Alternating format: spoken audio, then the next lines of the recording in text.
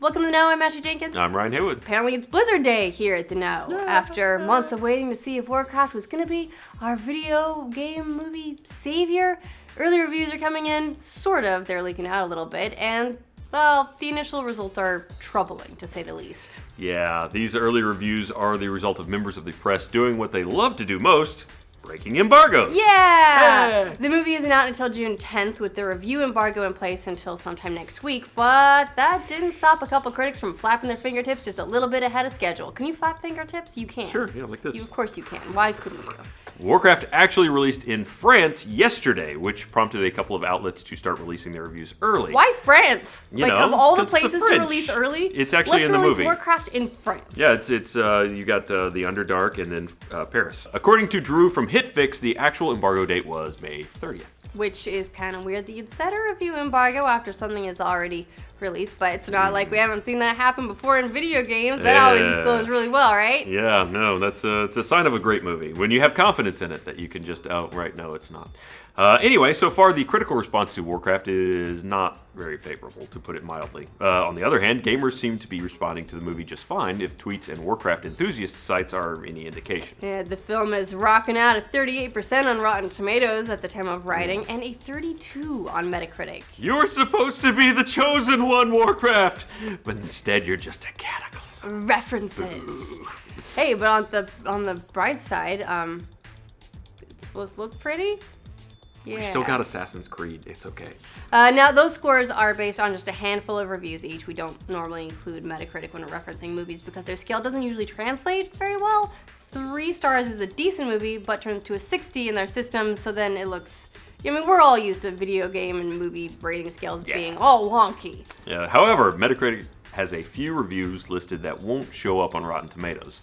There are also a couple of others that aren't listed on either platform. Like Kotaku's review, for instance, which, like the others, is not exactly glowing, unfortunately. In fact, the title of that review is simply, "The Warcraft movie is not good." Short. Really got to the point. Yeah. All in all, the reviews we've got access to don't make for a huge sample size, but it's enough to draw a bit of worry from people who are looking forward to the film's release. So, and of course, we'll keep an eye on the movie as it gets closer to release and the embargo actually lifts and more reviews hit. But as for what these early reviews are saying, the rap probably hits Warcraft the hardest, calling it Battlefield Earth without the unintentional humor. Ouch. Yeah, they go on to say of the film, there's a lot of running around and yelling and scheming and go to the place and get the thing, but none of it is particularly entertaining. Like most movie versions of the game, it will no doubt leave fans of the original wishing they were in charge. Well, yeah, I mean, I guess that's the case, but if it's to go to the place and get the thing, it's at least true to the source material. That's accurate, yeah. They even go as far as calling the dreaded Super Mario Brothers a better movie, saying that they would rather watch the 1993 flop instead of the new Warcraft film. That's saying a lot. That's some strong language. It's like they just peed on it. Other reviewers don't go quite that far in their assessment of the film, but they still agree for the most part. Variety, for instance, calls the movie unwatchable. After complaining that Warcraft gives no primer to non-game fans, valid criticism, Variety writes, boasting more than 2,000 visual effects shots, it's dispiriting to think about the time, energy, planning, and precision that went into Warcraft when the final product brings to mind those animated advertisements for iPhone app games. What, you mean like the ones with Kate, what's her name, the boobs? Oh, yeah. Because those are good. Upton. We like those. Yeah. Well, look. Up something. Now they have Arnold Schwarzenegger ones. That's for true. People that like. So really what we're saying is that sounds great. Yeah. Sadly, the reviews kind of just go on like that. A number of movie websites are chiming in on the early critical backlash with all kinds of outlandish titles. MovieWeb says Warcraft early reviews predict a big box office flop, while TechSpot says early reviews suggest Warcraft is no better than most video game movies. Come on, guys, we can teach you a thing or two about really exciting titles that don't use nearly that many words. Does Warcraft suck? Will it suck? Oh, yeah.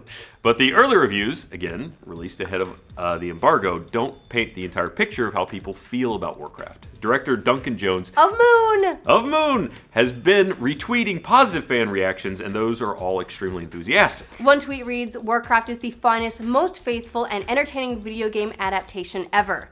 See, that's a very different sentiment. It's a very different direction, yeah. Twitter user Dookie So, Of course it's Dookie. grain of salt, said, "Thank you so much at Man-Made Moon. Felt like we were looking at an enhanced version of the game." Another tweet from Duncan's timeline says, "Fucking awesome movie, guys. Easily a 10 out of 10 for me. Can't wait for the rest of the movies." And the list goes on. So those are all, Well, if you cherry pick any list, you're going to get some good things. That's true, but it seems like at the very least, a lot of gamers are happy with the adaptation, and it may be more the movie types that are critical of it. They would be, whereas the gamers are probably the ones that they're trying to make happy in the first place. Yeah, I mean, diehard fans who get to see the film early will probably always respond kind of like this. They didn't necessarily for Batman v Superman. That is true.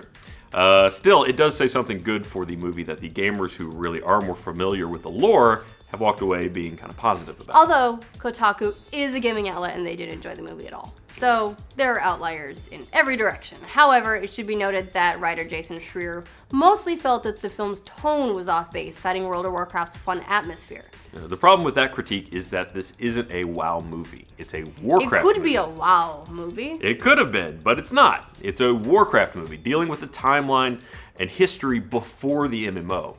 And that lore has always been a bit darker than what came later on. Yeah, the pandas didn't start there, okay? The pandas came later.